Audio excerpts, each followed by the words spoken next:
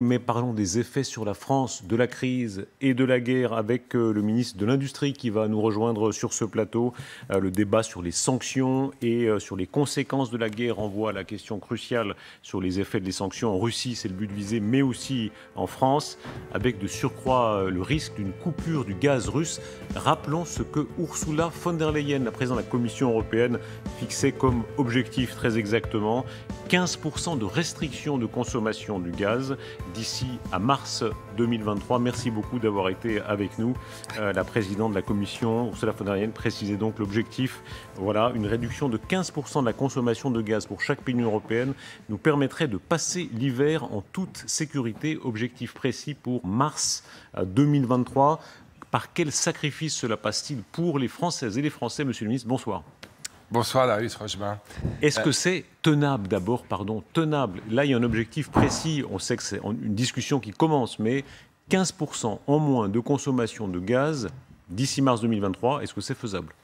Mais d'abord, il va falloir qu'on discute, qu'on négocie avec la Commission européenne, avec l'ensemble des États membres, pour savoir comment on partage ce fardeau. C'est un fardeau réel, moins 15%.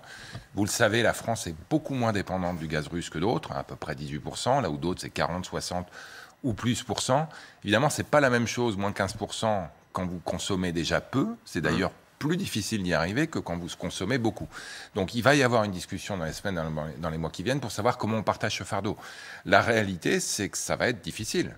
Et que notamment, en tant que ministre de l'Industrie, moi je vais m'assurer qu'on puisse continuer à faire tourner nos industries. On va tous avoir des efforts à faire, évidemment. On va essayer je dirais d'en appeler plutôt à la responsabilité des acteurs que de les contraindre. Donc on a tous un rôle à jouer. Personnellement, je ne vais pas donner de leçons à qui que ce soit sur ce qu'on peut faire pour consommer moins d'énergie. Mais je pense que chacun d'entre nous, on doit se demander au fond, qu'est-ce que je peux faire moi pour consommer moins? Moi, individu, mais surtout moi, entreprise. Les industriels, ils travaillent déjà. Donnez-nous un ou deux exemples qu'on comprenne bien les industries françaises pour lesquelles ce sera le plus dur de diminuer une facture de gaz.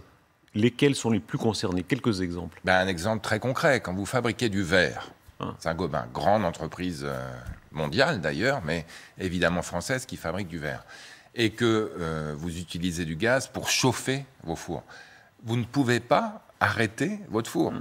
Le risque, c'est pas seulement que vous ne fassiez pas de verre, c'est que le verre en lui-même explose au moment où vous arrêtez votre four. Donc il y a des industries qui sont extrêmement dépendantes et qui, au fond, ne peuvent quasiment pas diminuer leur consommation, en tout cas dans la production directe. Et on a d'autres qu'on appelle électro-intensives, les fonderies d'aluminium et autres, pour lesquelles, malheureusement, le fait de diminuer la consommation de gaz consisterait finalement à faire du chômage partiel, c'est-à-dire vous faites les 3/8 aujourd'hui, vous passez au 2/8, et ça, là aussi, ça serait extrêmement dommageable, parce que derrière chaque emploi industriel, vous le savez sans doute, il y a 3 emplois de service. Et donc, quand vous arrêtez une industrie, évidemment, le risque, c'est qu'ailleurs aussi, ça fasse mal. Donc l'argument purement moral qu'on entend très souvent de dire c'est pas normal de financer ou de cofinancer la guerre de Poutine, de payer en partie, parce que alors numériquement c'est davantage les Allemands que les Français, mais de fait on contribue à payer l'effort de guerre de Vladimir Poutine. Actuellement, on lui achète du gaz. On ne pourrait pas arrêter d'un coup. Ça, ce serait inimaginable. Alors, on est en train de tout faire pour pouvoir s'en passer. Vous savez, Oui. Non, mais c'est important. Mais mars 2023, évidemment, si on se place du point de vue des Ukrainiens, c'est un peu loin. Oui, mais on diversifie d'ores et déjà nos sources. Donc, vous savez qu'on va construire un terminal gaz méthanier. Ça a été voté cette semaine à l'Assemblée de manière à pouvoir apporter du gaz d'ailleurs. On est en train de diversifier nos sources de gaz, y compris en provenance d'Europe du Nord. Donc, on y travaille déjà. Mais c'est vrai que du jour au lendemain, évidemment, ça ne peut pas arriver comme ça. J'allais dire, malheureusement, on n'aura peut-être pas le choix. Parce que vous savez bien qu'on est rentré... C'est de l'autre côté que ça risque de couper. Ça peut couper de l'autre côté. Aujourd'hui, on a une Russie qui joue un peu avec nos nerfs. On l'a vu d'ailleurs de manière extrêmement dramatique avec le bombardement aujourd'hui du port d'Odessa. On a l'impression qu'il prend de la main gauche, qu'il a donné hier de la main droite avec l'accord avec les Nations Unies pour l'exportation du blé. Le gaz, c'est pareil. On ouvre Nord Stream, mais pas tout à fait parce qu'il semble manquer une pompe qui serait quelque part coincée à la douane. Bref. Il faut se préparer au pire et ensuite, évidemment, être conscient que ça va prendre des efforts pour beaucoup de monde ici. Vous avez mentionné la solidarité, notamment avec les Allemands. Il y a des voix discordantes, les Espagnols, les Portugais notamment, qui disent « mais pourquoi est-ce qu'on serait solidaire des Allemands? Eux se sont gavés, pour dire les choses un peu brutalement, de gaz russe. Ils ont profité de cette énergie-là et c'est nous maintenant qui devrions nous restreindre. » Moi, je pense qu'il y a... Vous comprenez ça? Mais je comprends les questions qu'on se pose. Pour moi, il n'y a qu'une réponse. C'est l'unité européenne. J'entendais tout à l'heure aussi ce que vous disiez des déclarations récentes du président Orban. Si l'Europe n'est pas unie, on n'y arrivera pas. On a vraiment besoin. Et d'ailleurs, ça a été une des forces depuis malheureusement quelques mois, 150 jours demain que l'invasion a commencé. On a réussi à montrer que l'Europe était unie, elle était forte quand elle était unie. Les voix discordantes, moi, je les regrette plutôt et j'espère qu'on va pouvoir rester unis dans le cadre de négociations intra-européennes évidemment, mais qui resteront unis face à la Russie. La Première ministre a lâché le mot de rationnement. C'est énorme, dire rationnement. D'ailleurs, elle a fait comme ça tout de suite après pour atténuer un petit peu, effet de sourdine. Mais enfin, quand même, rationnement. Sur ce plateau, Michel-Édouard Leclerc, il y a quelques jours, disait oui, peut-être que je devrais restreindre des heures d'ouverture de certains de mes magasins. Est-ce qu'il faut s'attendre à cela? Peut-être. Mais déjà, je pense qu'il y a un engagement très fort, notamment d'ailleurs des détaillants, pour ne serait-ce que tout simplement éteindre la lumière quand le magasin est fermé. Ça coûte rien à personne et ça permet de faire une économie substantielle. Je pense qu'on a tous besoin de se poser cette première question, qui est comment je peux réduire la consommation sans trop de heurts. Ensuite, effectivement, il faudra qu'on aille un peu plus loin. L'idée, c'est évidemment de ne pas rationner nos concitoyens. On n'a pas envie de couper l'énergie, le chauffage, l'eau chaude à qui que ce soit dans ce pays et de faire plutôt appel aux secteurs commerciaux. Le tertiaire est un gros consommateur d'énergie. Je pense qu'on peut faire mieux. On entre, pardon, dans une côté plus autoritaire, ce que veut faire la mairie de Paris, de fermer les locaux quand c'est climatisé, les magasins, les restaurants, c'est bien? Non, moi, à ce stade, je pense qu'on est avant tout dans la responsabilisation des acteurs. Alors, c'est vrai qu'il y a des exemples un peu typiques où on se dit climatiser un magasin alors qu'en gros, on climatise l'extérieur parce que la porte reste ouverte. C'est pas très raisonnable. En fait, ça arrive assez peu maintenant, parce que je pense que tout le monde est conscient de ça. Et en plus, les factures ont augmenté. Moi, ce qui me semble important surtout, c'est qu'à ce stade, on responsabilise tout le monde, que nous, on travaille sur des plans de contingence, qui dépendront évidemment de la disponibilité de gaz, et qu'on donne de la visibilité aux industriels, qu'on donne de la visibilité aux entreprises pour qu'elles sachent les scénarios sur lesquels on travaille. Et ça, on est en train de travailler dessus avec ma collègue Agnès Pannier-Runacher à l'énergie. Est-ce que ce sera des points de PIB en moins? Est-ce qu'il faut avoir la franchise de dire, voilà, le climat a changé, Madame Lagarde dit assombrissement, Gabriel Attal dit combien ça coûte, on change d'époque? Mais clairement, les perspectives économiques, je dirais, sont plus sombres maintenant qu'avant l'invasion de l'Ukraine. On a eu une récession historique pendant la Covid. On a mis en place les mesures qu'il fallait et on a eu un rebond historique. On n'a jamais vu ça en France. D'habitude, ce qu'on appelle les reprises en V, c'est pour les autres, les Américains, les Anglais. En France, on a eu toujours du mal à repartir après les chocs. Là, on est reparti très fort. Et en 2021, on a eu une croissance historique. 2022, ça va sans doute ralentir un peu. 2023 aussi. Mais évidemment, vous l'avez vu, on a voté cette semaine une loi pouvoir d'achat à l'Assemblée. On est maintenant passé à ce qu'on appelle un projet de loi de finances rectificative pour amortir ce choc. L'objectif, il est qu'on vive avec ce choc, que ça ralentisse un peu, mais qu'évidemment, on continue à croître parce que derrière ça, il y a l'objectif de plein emploi. Vous le savez, c'est le nôtre. Vous parlez des votes à l'Assemblée. Il n'y a pas de majorité automatique, ça, on a plus que compris. Mais enfin, il y a une sorte de logique de rigueur économique relative qui vous approche plutôt des LR. Alors, ça a été parfois les RN qui votaient avec vous, mais est-ce qu'il y a là une forme de majorité naturelle qui est quand même des idées économiques de centre-droit, disons, pour dire les choses? Je ne suis pas sûr qu'il y ait de majorité naturelle, sinon on aurait tout simplement une coalition qui aurait émergé. Pour le pouvoir d'achat, on l'a vu. Pour le oui, pouvoir mais d'achat. quand on regarde sur le pouvoir d'achat, vous avez, je pense, plus de 75% des votants qui ont voté pour. Alors c'est vrai que c'était du centre-droit, même de l'extrême droite. Il y avait aussi un certain nombre de députés de gauche qui se sont abstenus. Il y en a qui ont voté contre. Moi, je ne comprends pas comment on peut voter contre un projet de loi qui donne du pouvoir d'achat de manière très concrète. Pour une personne seule avec un enfant qui gagne le SMIC, c'est 100 € de plus à peu près par mois. Ce projet de loi, je suis surpris qu'on puisse voter contre. Mais Roland Lescure, vous connaissez à fond l'Assemblée, vous avez présidé la Commission des affaires économiques. Oui. Est-ce qu'il n'y a pas là, dans des temps comme ça de restriction, où on va plutôt vers restriction que vers distribuer des chèques de tous les côtés, une forme de logique naturelle avec la droite? Je pense pas. Moi, je pense qu'on a avant tout une logique naturelle pour passer cette difficulté de la manière aussi favorable que possible. Cette semaine, c'est quand même 20 milliards d'euros, donc c'est à la fois beaucoup et pas trop, qui vont être redistribués aux Françaises et aux Français. Moi, je pense que la rigueur budgétaire, en tout cas, je dirais la solidité budgétaire, ça appartient à tout le monde. On a, on le sait, dépensé sans compter, quoi qu'il en coûte, pendant la crise. Endetté, l'endettement.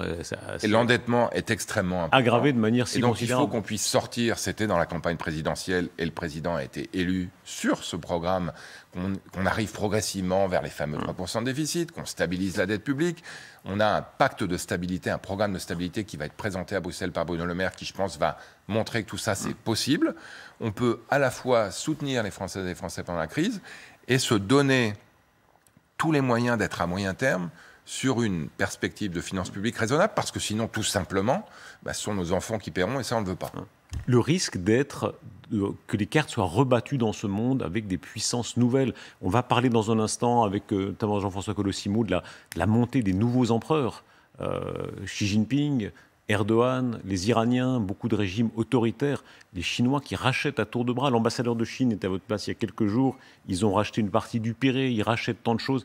Est-ce que ce risque existe, que simplement notre tissu industriel, petit à petit, par l'effet de cette guerre, l'accélération encore? Alors, deux choses. D'abord, je pense que la démocratie libérale est en danger, y compris d'ailleurs chez nous. On a vu une montée des votes extrêmes. Je ne mets pas un signe égal entre les deux, mais quand même, l'extrême droite et l'extrême gauche sont extrêmement importante en France.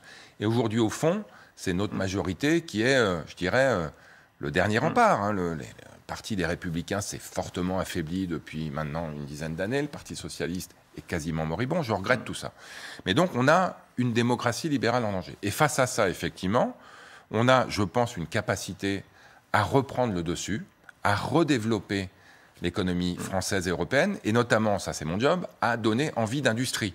Parce qu'effectivement, derrière le développement de l'industrie française, derrière le développement de l'industrie européenne, il y a la souveraineté, il y a la capacité de l'Europe à s'affirmer comme une puissance mondiale, mais il y a aussi tout simplement de l'emploi, de la prospérité, et du coup notre capacité à maintenir notre modèle social. Vous venez de la gauche, centre-gauche, vous avez été, c'est pas marxiste-léniniste, disons, enfin vous venez de la vous savez que j'ai grandi dans une famille communiste, donc j'ai noyé dans le marxisme-léninisme. Oui. Mère CGT, plutôt père journaliste, communiste, il reste plus rien? Si, moi je pense qu'il reste deux choses très importantes. D'abord, le sens de l'engagement. Je suis extrêmement fier de ce que mon père et ma mère ont fait tout au long de leur vie. Mon père est décédé malheureusement il y a longtemps, ma mère est toujours vivante, elle nous écoute peut-être ce soir. Et puis, l'amour de l'industrie. C'est que le Parti communiste français... Ah oui, ça, ils n'étaient pas anti-industrie, ça c'est sûr. Et ils sont pro-nucléaires, et moi aussi, contrairement à d'autres d'ailleurs, à l'extrême gauche. Donc non, je pense qu'il y a vraiment un attachement très fort à l'outil de travail. Il y a des ouvriers, des employés qui croient beaucoup à l'entreprise dans laquelle ils sont. Parfois même de manière extrêmement physique, présente. Donc ça, c'est quelque chose dans lequel je me reconnais. On ne peut pas parler dans un mot sur son frère. Pierre Lescure, journaliste que tout le monde connaît, lui est resté plus à gauche que vous? Je ne sais pas, on a des débats réguliers sur la manière dont on mène notre politique. Il y a parfois des choses sur lesquelles il est d'accord, parfois des choses sur lesquelles il l'est moins. Moi, je crois, et peut-être que s'il n'en reste qu'un, je serai celui-là, vraiment, au discours que portait Emmanuel Macron il y a 5 ans de dépassement. Moi, je reste quelqu'un, au fond, quand je me lève le matin, ce qui m'importe, c'est est-ce que ce que je vais faire va plutôt réduire les inégalités ou ce qui va les accroître? La réponse est claire, je veux les réduire. Mais je suis aussi persuadé que pour réduire les inégalités, il faut créer de la richesse. Et que pour ça, l'entreprise, c'est quand même la meilleure manière qu'on ait inventée pour créer de la richesse. J'en connais pas beaucoup d'autres, en fait. Est-ce que ce monde-là est en danger? Alors, vous dites Emmanuel Macron, mais d'autres, on pourrait donner d'autres exemples en Europe de l'Ouest de centre-gauche, centre-droit, modèle européen, social-libéral, classique. Quand on voit aux États-Unis, Donald Trump, on va y revenir dans quelques instants, Donald Trump qui est là, qui peut-être revient, vous connaissez très bien les États-Unis. Est-ce qu'on change d'époque? Il y a un risque, en tout cas. Moi, je me suis engagé. Moi, je travaillais dans une entreprise à Montréal où j'ai été très heureux. Je me suis engagé parce que Brexit et Donald Trump. Ce sont les deux événements de 2016, au-delà, évidemment, de l'émergence d'Emmanuel Macron, qui m'ont convaincu de m'engager. Malheureusement, 5 ans plus tard, on reste dans un monde extrêmement risqué, dans lequel la pression très forte entre, d'un côté, la démocratie libérale qui reste puissante, qui reste présente et qui, heureusement, l'a emporté en France et l'emporte dans la plupart des pays européens quand même, et aux États-Unis. Donald Trump, la dernière fois que j'ai vérifié, il a perdu l'élection quand même. La capacité d'un certain... Lui n'est pas au courant. Oui, puis il y en a d'autres aussi. Donc la capacité d'un certain nombre de ligueurs à oublier qu'ils ont perdu les élections. Mais oui, cette pression forte contre la démocratie libérale, moi, elle m'inquiète, et c'est pour ça que je me suis engagé, et c'est pour ça que j'ai décidé de me réinvestir 50+. Roland Lescure, merci beaucoup d'avoir été notre invité. Monsieur le ministre, on poursuit sur cette bataille